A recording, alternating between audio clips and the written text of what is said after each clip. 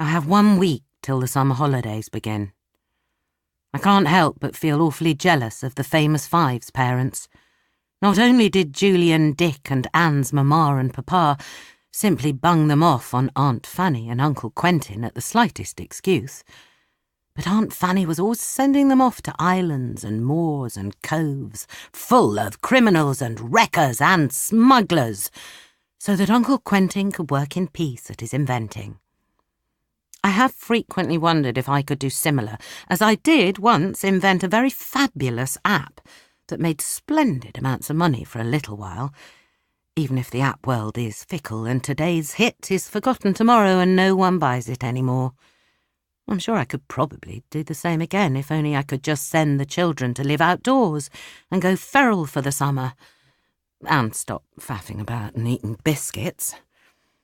As I recall, Uncle Quentin's inventions never even made any money, which was why he and Aunt Fanny were poor and had to look after the beastly cousins, which makes it doubly unfair that it is now so frowned upon to hand your children a bicycle and a packet of sandwiches on the first day of the holidays and tell them not to come home till it's time to go back to school.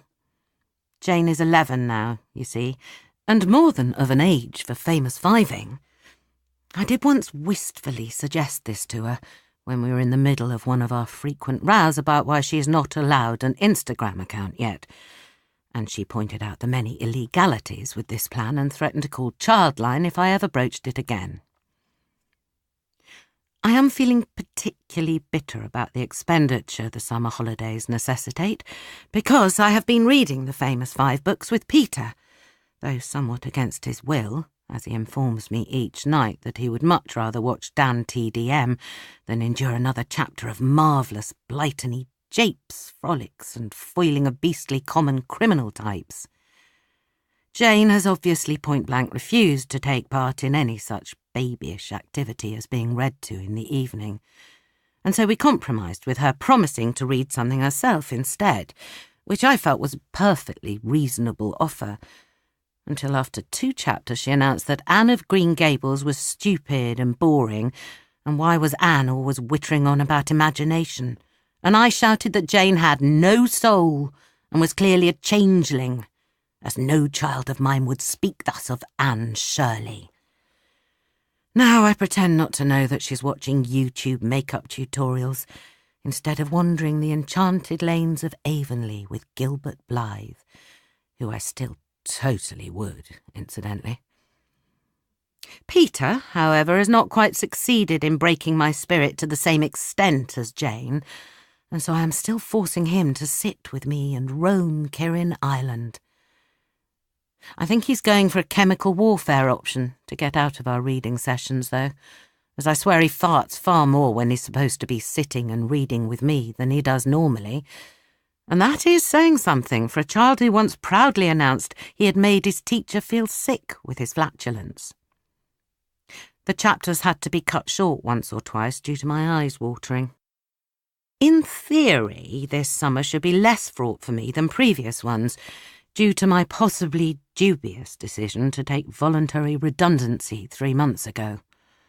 I'd had grand plans to become a top games and app designer, on the strength of creating an app, which I called Why Mummy Drinks 2 years ago. Taking the redundancy seemed like a brilliant opportunity to have a bit of a financial cushion until I came up with the latest hit game. When I quit the old job, I had a plethora of brilliant ideas that I was quite sure I only needed time to make into something splendidly lucrative. But when I actually try to translate them into a game or an app, they're just a bit, well, shit. Also, the fact that I am really, really rubbish at working from home and managing my time properly might have something to do with my lack of productivity. And after years of dreaming about escaping from the office, it's actually quite lonely working at home by yourself with no one to talk to.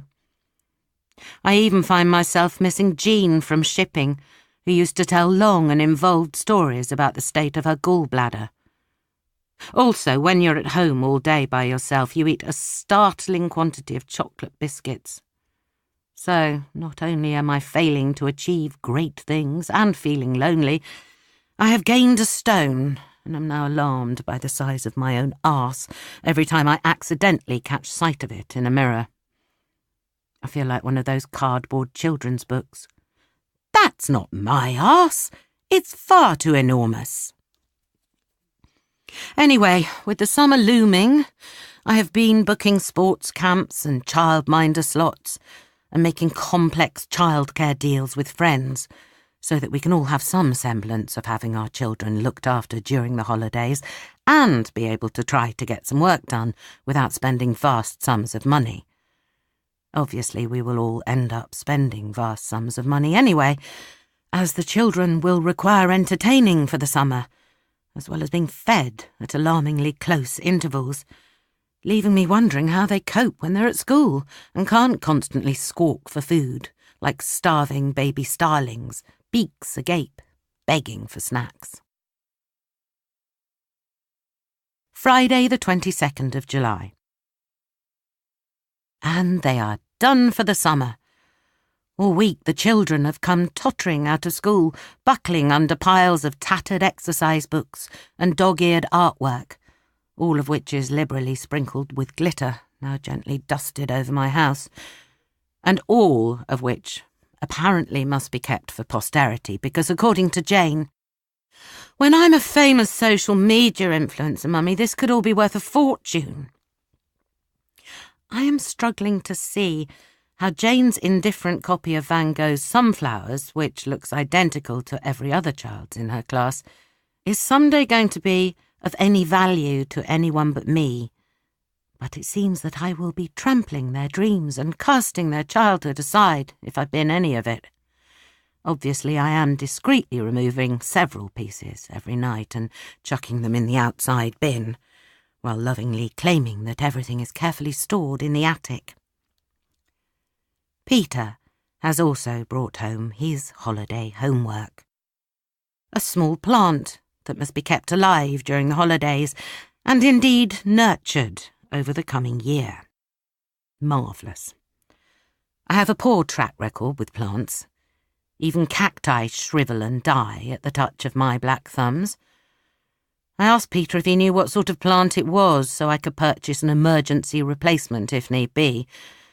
Peter helpfully replied, "A green plant, Mummy." I'm not sure how much help that will be as I scour the garden centres of the land with a desiccated twig for reference. Perhaps it's my comeuppance for letting the class hamster make a break for freedom when I was allowed it home for the weekend when I was 9, and forcing my mother to tour every pet shop in town until she found a suitable replacement, as Hannibal was never seen again. Mum swore she could hear him scampering around at night for years afterwards, but I think that was only to stop me crying after I discovered Alfonso, her vicious Siamese cat, licking what looked like hamster fur off his chops and looking more pleased with himself than ever. Monday, the 25th of July. The first day of the holidays. I suppose it could have been worse. I had a book called The First Day of the Holidays when I was little, about delinquent penguins who stole a motorbike and went joyriding and crashed it. No idea why penguins were stealing motorbikes. And there were at least no auto thefts or joyriding animals today. What there was a lot of moaning. I had taken today off, thinking it would be nice for the children for us all to do something together on the first day. Jane demanded the cinema. Peter demanded Laser Quest. I declined both, insisting we were going to do something wholesome and fun. I had the children's best friends, Sophie and Toby, for the day too, as part of the complex childcare arrangements with my friend Sam. As a single father, Sam's childcare issues are possibly the most complicated of all my friends. And I brightly announced that perhaps it might be a lovely idea to go to a stately home and learn about some history. "Boring," moaned my children, while Sophie and Toby clearly thought the same, but at least were well enough brought up not to say so. Why do we have to do this? This is so crap, huffed Jane. Mummy, can we take our iPads? Whimpered Peter. It will be fun, I bellowed. It will be interesting and educational and the stuff that happy memories are made of. And also it will go some way to me getting my money's worth from my very middle-class National Trust membership that your father keeps moaning on that I don't use enough. Of course, as soon as we got there, I remembered why I don't use the bastarding National Trust membership. Because National Trust properties are full of very precious and breakable items, and very precious and breakable items don't really mix with children, especially not small boys. Where I had envisaged childish faces glowing with wonder as they took in the treasures of our nation's illustrious past, we instead had me shouting, "Don't touch, don't touch, FFS, don't touch, I said, don't touch! Don't cross that rope, don't sit on that, oh, Jesus Christ, oh, FML!" While stoutly shod pensioners tutted disapprovingly and drafted angry letters to the Daily Mail in their heads. Maybe I could design an app that you put on children's phones or iPods that can detect when they are in the vicinity of something expensive and breakable, so it starts vibrating and sounds an alarm and squawks, "Don't touch that!" to save parents the trouble. It would be useful in many situations, not just in National Trust houses. The China department of John Lewis, for example. Though if you are foolish enough to take children into a China department, then you probably deserve the inevitable carnage that will be left in your wake. Because the children had managed to eat the lovingly packed picnic on the way there, as they were obviously starving within 3 minutes of us leaving the house, I was forced to take them to the cafe for lunch. A self-service cafe with 4 children in tow is not an experience to be recommended. In theory, at 11 and 9, the children should have been relatively self-sufficient, but in practice, complex tasks like standing in a queue holding a tray, or choosing what flavour of juice they wanted, proved quite beyond them, so that by the time we sat down, I think the entire county hated us. The pasta bake Jane had maintained she had to have, and would definitely eat, was immediately declared inedible, as she thought she saw a bit of red pepper, and I knew she didn't like red pepper. Sophie burnt her mouth on her soup, despite me telling her to wait for it to cool down. Peter and Toby inhaled the contents of the children's lunch boxes that they had insisted they wanted in one mouthful and looked around expectantly for more, while I poured cold water down Sophie and scraped the mayonnaise off my sandwich for Jane and hissed, "No, no one is having Coke," promised crisps when we got home and resisted the urge to simply walk out of the cafe and bang my head repeatedly against the picturesque brick wall outside, though I would probably have been told off for damaging National Trust property. I provoked further shocked looks when I rallied the children to go by shouting, "Right, come on then, you monstrous hell fiends!"